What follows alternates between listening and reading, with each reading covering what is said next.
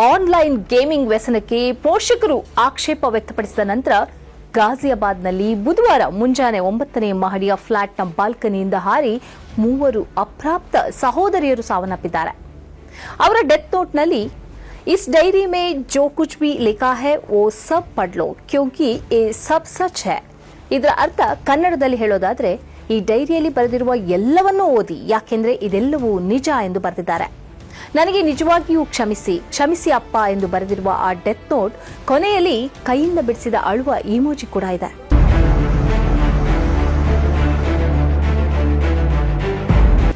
COVID-19 ಸಾಂಕ್ರಾಮಿಕ ಸಮಯದಲ್ಲಿ ಅವರು ಆನ್ಲೈನ್ ಆಟದ ಚಟಕ್ಕೆ ಬಿದ್ರು. ಆನ್ಲೈನ್ ಟಾಸ್ಕ್ ಆಧಾರಿತ ಕೊರಿಯನ್ ಆಟ ಆಡ್ತಾ ಇದ್ರು.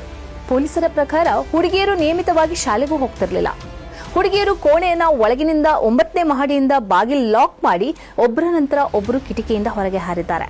ಹುಡುಗಿಯರು ನೆಲಕ್ಕೆ ಬೀಳುವ ಶಬ್ದದಿಂದ ಭದ್ರತಾ ಸಿಬ್ಬಂದಿ ಮತ್ತೆ ನೆರೆಹೊರೆಯವರು ಎಚ್ಚರಗೊಂಡ್ರು. ಕುಟುಂಬ ಸದಸ್ಯರು ಬಾಗಿಲು ಒಡೆದು ಒಳಗೆ ಹೋಗುವ ಹೊತ್ತಿಗೆ ಹುಡುಗಿಯರು ಆಗಲೇ ಜಿಗಿದಿದ್ರು. 12, 14 ಮತ್ತು 16 ವರ್ಷ ವಯಸ್ಸಿನ ಪಾಕಿ, ಪ್ರಾಚಿ ಮತ್ತು ವಿಶಿಕಾ ಎಂಬ ಸಹೋದರಿಯರು ಆನ್ಲೈನ್ ಮೊಬೈಲ್ ಗೇಮ್ಗೆ ವ್ಯಸನಿಯಾಗಿದ್ದ ಕಾರಣ ಆತ್ಮಹತ್ಯೆ ಮಾಡಿಕೊಂಡಿದ್ದಾರೆ ಎಂದು ಪೊಲೀಸರು ತಿಳಿಸಿದ್ದಾರೆ.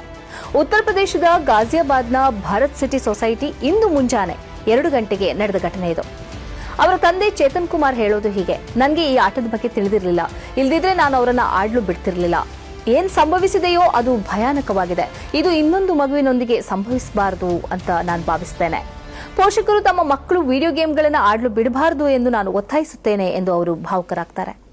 ಘಟನಾ ಸ್ಥಳದಲ್ಲಿ ಪೊಲೀಸರು ಒಂದು ಹಸ್ತಲಿಖಿತ ಡೆತ್ ನೋಟ್ ಮತ್ತು ಡೈರಿ ವಶಪಡಿಸಿಕೊಂಡಿದ್ದಾರೆ. ನೋಟ್ನಲ್ಲಿ ಸಹೋದರಿಯರು ತಮ್ಮ ತಂದೆ ತಾಯಿಗೆ ಕ್ಷಮೆ ಕೋರಿ ಬರೆಯುವ ಜೊತೆಗೆ sorry papa, Korea is our life, we cannot live Korea ಎಂಬ ಭಾವನಾತ್ಮಕ ವಾಕ್ಯಗಳನ್ನು ಉಲ್ಲೇಖಿಸಿದ್ದಾರೆ.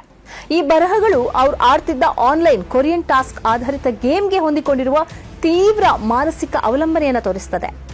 ಈ ಗೇಮ್ನಲ್ಲಿ ಹಂತ ಹಂತವಾಗಿ ಟಾಸ್ಕ್ಗಳನ್ನು ಪೂರ್ಣಗೊಳಿಸಬೇಕಾಗಿದ್ದು ಭಾವನಾತ್ಮಕವಾಗಿ ನಿಯಂತ್ರಿಸುವಂತಹ ರೀತಿಯಲ್ಲಿರುತ್ತವೆ. ಪೋಷಕರು ಮೊಬೈಲ್ ಬಳಕೆಯನ್ನು ನಿರ್ಬಂಧಿಸಲು ಯತ್ನಿಸಿದ ಬಳಿಕ ಮಕ್ಕಳು ಮಾನಸಿಕ ಒತ್ತಡಕ್ಕೆ ಒಳಗಾಗಿದ್ರು ಎನ್ನಲಾಗಿದೆ.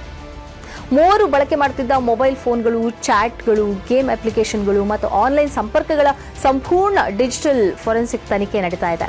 ಈ ಪ್ರಕರಣವು ಯಾವುದೇ ಸಂಘಟಿತ ಆನ್ಲೈನ್ ಚಾಲೆಂಜ್ ಅಥವಾ ಗೇಮ್ ನೆಟ್ವರ್ಕ್ಗೆ ಸಂಬಂಧ ಹೊಂದಿದೆಯೇ ಎಂಬುದನ್ನು ಸಹ ಪೊಲೀಸರು ಪರಿಶೀಲಿಸ್ತಾ ಇದ್ದಾರೆ.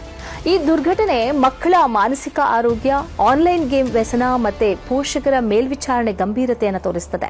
ಮಹತ್ವದ ವಿಷಯ ಅಂದ್ರೆ ಕೊರಿಯನ್ ಆಟ ಮತ್ತು ಕೊರಿಯಾ ಸಂಸ್ಕೃತಿ ಬಗ್ಗೆ ಆ ಹುಡುಗಿಯರು ತೀವ್ರ ಆಸಕ್ತಿಯಲ್ಲಿದ್ರು ಮತ್ತು ಭ್ರಮೆಯಲ್ಲಿದ್ರು.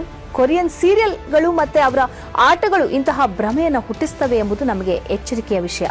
ಆತ್ಮಹತ್ಯೆ ಸಂಬಂಧಿತ ವಿಷಯಗಳು ಭಾವನಾತ್ಮಕವಾಗಬಹುದು. ನೀವು ಅಥವಾ ಯಾರಾದರೂ ತೊಂದರೆ ಅನುಭವಿಸುತ್ತಿದ್ರೆ ತಕ್ಷಣವೇ ಸೂಕ್ತ ಮನೋಸಂಸ್ಥೆಯ ಸಹಾಯವನ್ನು ಪಡೆಯಿರಿ.